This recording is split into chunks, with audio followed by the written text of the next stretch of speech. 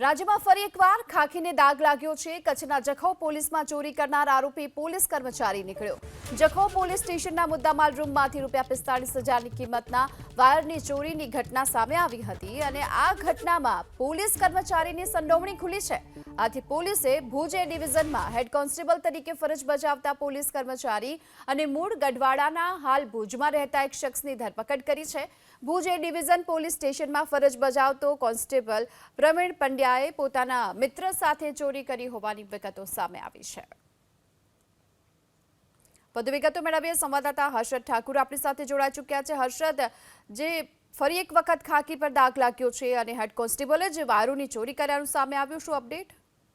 ગીતા, ખાસ કરીને વાત કરીએ બહુ ચર્ચારિત આ બનાવ જે છે તે સામે આવ્યો હતો। અબડાસાના જખૌ પોલીસ સ્ટેશનમાં કોપરના વાયર અને કોપરના પ્લેટ ચોરી થવાની ઘટના જે છે તે સામે આવી હતી। પોલીસ સ્ટેશનમાંથી આ ચોરી થઈ જતા સમગ્ર કચ્છ જિલ્લામાં ચર્ચા જે છે તે મચી હતી। પોલીસ બેરામાં પણ ચર્ચા જોવા મળી હતી, પરંતુ લોકલ ક્રાઇમ બ્રાન્ચે 2 આરોપીને ઝડપી પાડ્યું છે, જેનામાંથી એક આરોપી ખુદ પોલીસ હેડ કોન્સ્ટેબલ હોવાનું હાલ સામે આવ્યું છે। તેનું નામ જે છે તે મિતેશ પંડ્યા હોવાનું હાલ સામે આવ્યું છે। પોલીસ દ્વારા સમગ્ર મામલે તપાસ જે છે તે હાથ કરવામાં આવી છે। ખાસ વાત કરવામાં 45,000 જેટલી મુદ્દામાલની ચોરી જે છે તે કોન્સ્ટેબલે કરી હતી, પરંતુ તેના ઉપર કેવા પગલા લેવા તે દિશામાં પણ તપાસ જે છે તે કરવામાં આવી રહી છે।